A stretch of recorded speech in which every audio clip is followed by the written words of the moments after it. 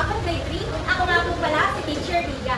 Ngayong hapon, pag-aaralan natin ang asignaturang Pilipino. Ngunit bago ang lahat, magsitayo muna ang lahat para sa ating panalangin na pangungunahan ni Trisha. Amen. Maraming salamat, Trisha. Bago tayo magsiupo, nais lamang malaman ni Teacher kung meron nga bang lumiban sa klase ngayong araw. Okay, nasaan na po ang leader ng grade 2? Maraming salamat. Asa naman ang leader ng grade 3? Maraming salamat. Ako ay nagagalak sapagkat walang lumiban sa klase ngayong araw. Ngayon naman, para sa grade 2,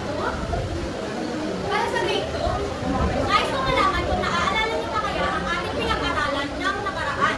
Pagmasdan mo po ang larawan, ano po ang inyong nakikita? Magaling, ito ay isang liham. Ngayong grade 2, upang malaman ko talaga kung meron kayong natutunan sa ating pinag-aralan ng nakaraan, nais kong kumuha kayo ng kwaderno at bilugan ninyo ang iba't ibang uri ng bantas na makikita nyo sa liham na ito. Bibigyan ko lamang kayo ng 3 minuto upang sagutan ito. Ngayon naman, sa grade 3, nais ko rin malaman kung may natutunan pa kayo sa ating pinag-aralan ng nakaraan. Ng nakaraan, ating tinagapay ang bahagi ng pangungusap na tumutukoy sa mana ng tao, bagay, pook, hayop, at pangyayari. Tinutukoy natin ay ang pangalan. Magaling! Tinutukoy natin dito ang pangalan. Nais ko rin malaman kung may natutunan pa kayo sa ating pinag-aralan ng nakaraan. Kaya meron din akong inihanda aktibidad ay inyong sasagutan. Bibigyan ko lamang kayo ng 5 minuto upang ito ay inyong sagutan. Okay, balikan na natin ang grade 2. Tama kaya ang kanilang sagot? Mahusay, tama ang inyong sagot. Palakpakan nyo nga ang inyong sarili. Okay, balikan naman natin ang grade 3. Tama kaya ang inyong sagot? Okay, mahusay, tama rin ang inyong sagot. Bigyan nyo rin ang palakpakan ang inyong sarili. Ako ay natutuwa sapagkat meron nga talaga ngayong natutunan sa ating pinag-aralan ng nakaraan. Ngayon naman, mayroong ihandang video sa teacher at ang nais ko lang gawin ninyo ay panoorin nyo ito at obserbahan kung ano-ano ang inyong mga makikita.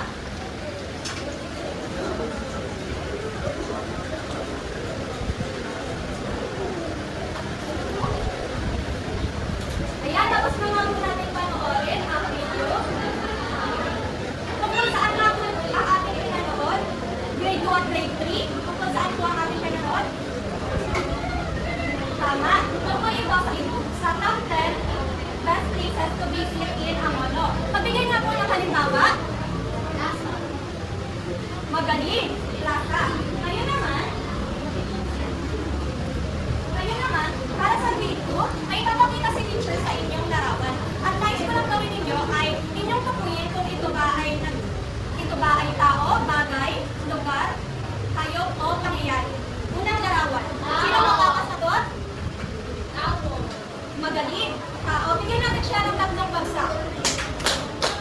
Okay, pangalawang larawan. Sino ang makakasagot? Yes? Bagay po. Magaling. Ito ay isang bagay. Bigyan din natin siya ng 3 bagsak. Ito naman kaya. Sino ang makakasagot? Yes? Mahusay. Ito ay isang hayop. Bigyan din natin siya ng 3 bagsak.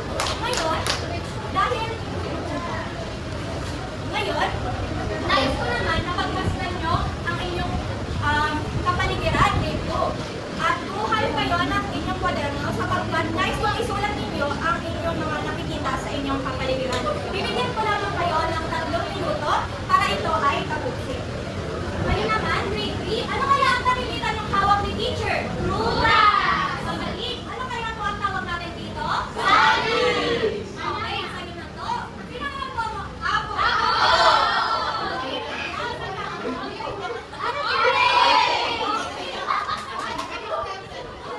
At dahil inyo ang natutukoy ang ating mga ipinakita, nais ko naman na sagutan ninyo ang aking ihandang gawain. Bibigyan ko lamang kayo ng 5 minuto para ito ay sagutan. Manuto, ikolekta ang pangalan nasa kanay A sa pangalan nasa kanay B.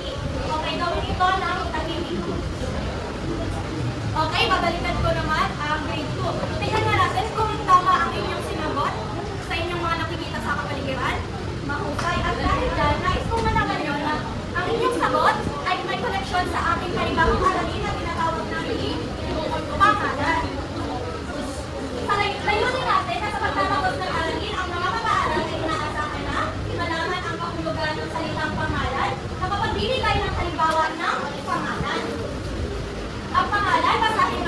Grade 2.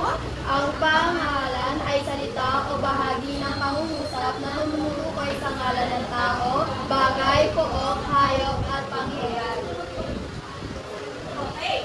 Ngayon naman, bibigyan ko kayo, makakitalo kayo ng iba't ibang halimbawa ng mga pangalan. Ito ang pangalan ng tao, mana, tulis, puro, pangalan ng bagay, kahon, crayola, cellphone, pangalan ng hayop, manok, leon, paro-paro, pangalan ng lugar, Canada, Parque, Binangonan, at pangalan ng pangyayari.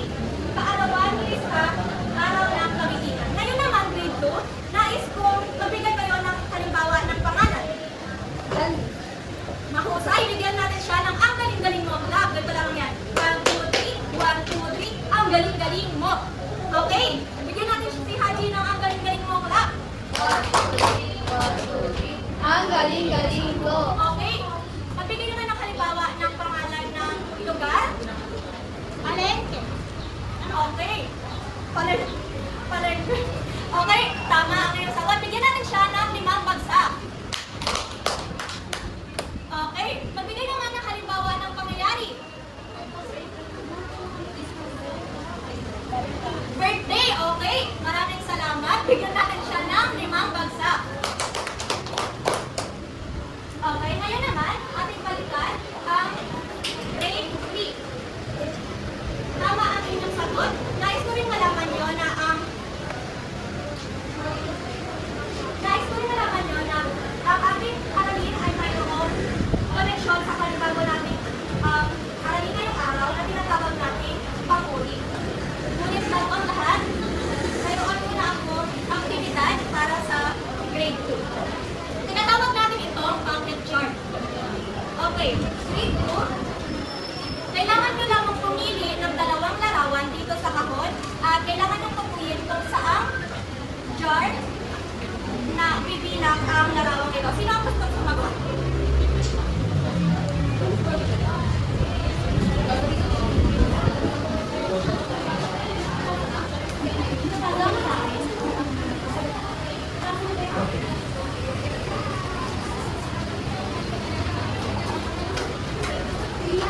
Ayan, magaling, tama ang iyong sagot. Ngayon naman, may iwan ako.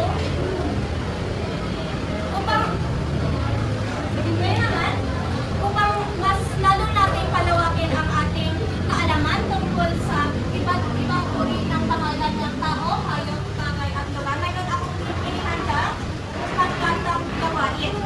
Okay? Grade 2, kayo ay hahatiin ko sa 2 grupo at gamit ang envelope na ito, inyong matutukoy kung anong gawain ang may atas sa inyo.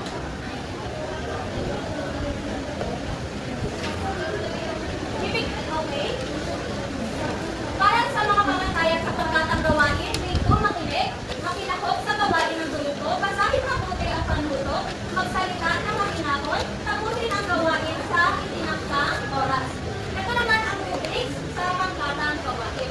Bibigyan ko naman kayo ng 5 minuto upang ito ay ipag-present. Ngayon naman, balikan natin ang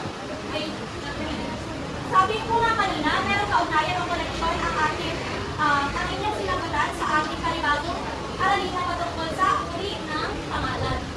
Layunin natin na sa pagtatapos ng aralin, ang mga mag-aaral ay inaasahan na natutukoy ang 2 uri ng pangalan, nakasusulat ng pangungusap gamit ang 2 uri ng pangalan. Basahin nga po ang pangalan, grade 3. Pangalan ay ang salita o bahagi ng pangungusap na tumutukoy sa ngalan ng tao, bagay, pook, hayop, at pangyayari. Sabi ko nga kanina, meron tayong 2 uri ng pangalan. Una, pangalang pangtangi at pangalawa, pangalang pangmalana.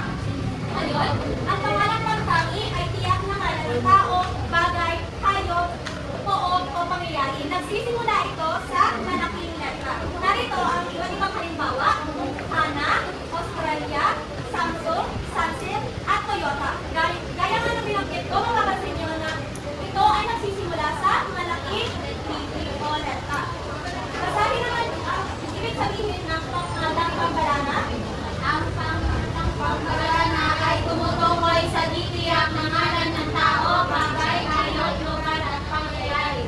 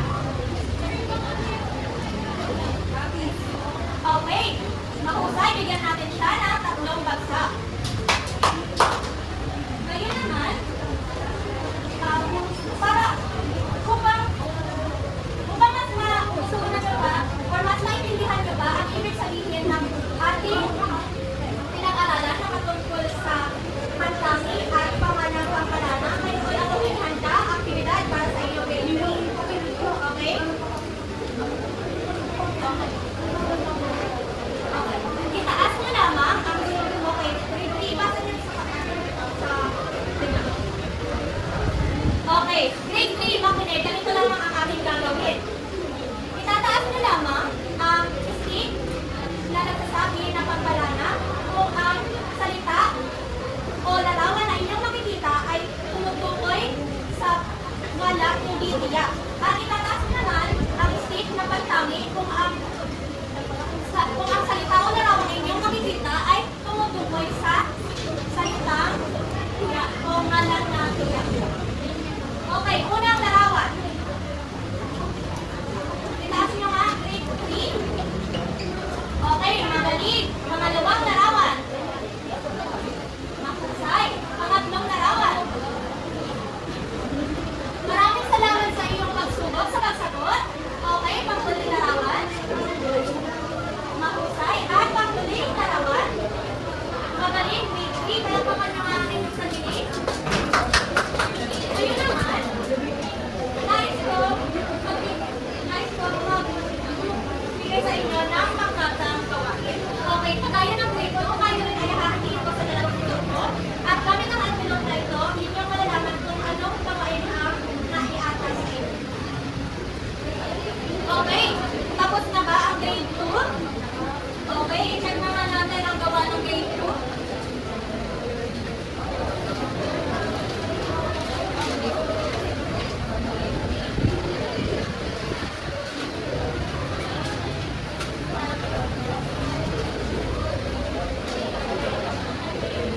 Okay. Para sa pangkat dalawa sa grade 2, sila ay nakakuha ng total of 10 points. Kaya kayo ay bibigyan ko ng dalawang star. Okay, ako naman ang gawa ng group ng grade 2 group 1 o pangkat 1.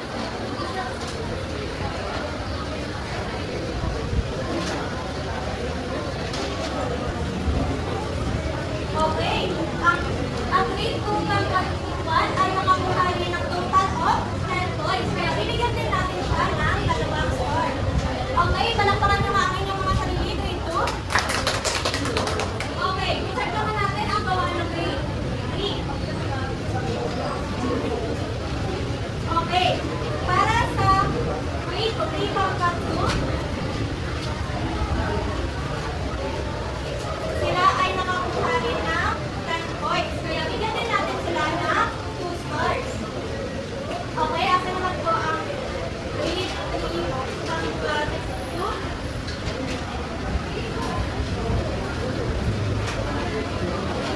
Okay, ang grade 3 pangkat 2 ay nakakuha rin ng total of 10 points. Kaya bigyan din natin sila ng 2 stars.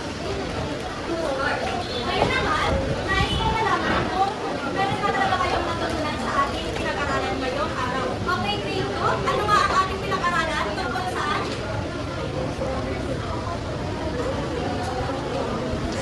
Okay, maraming tama ang inyong sagot. Tungkol ito sa panguri. At ang panguri, nabigay na kayo ng halimbawa ng panguri? Nabigay na kayo ng halimbawa ng pangalan? Isa.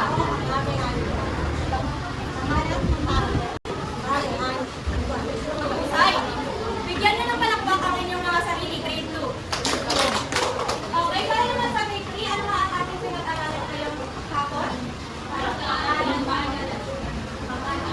Mahusay, pangalan, pangtangi at pangbalana. Mabigyan nga ng isang halimbawa ng pangtangi.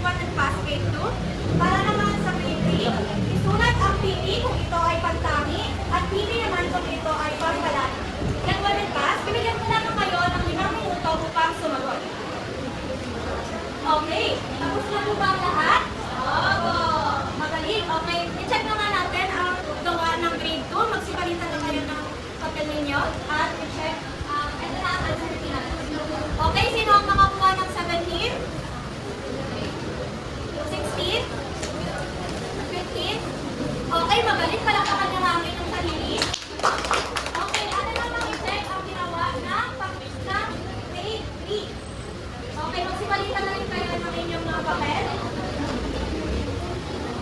Okay. Sino ang nakakuha ng 10 points? Sino naman ang nakakuha ng 9 points?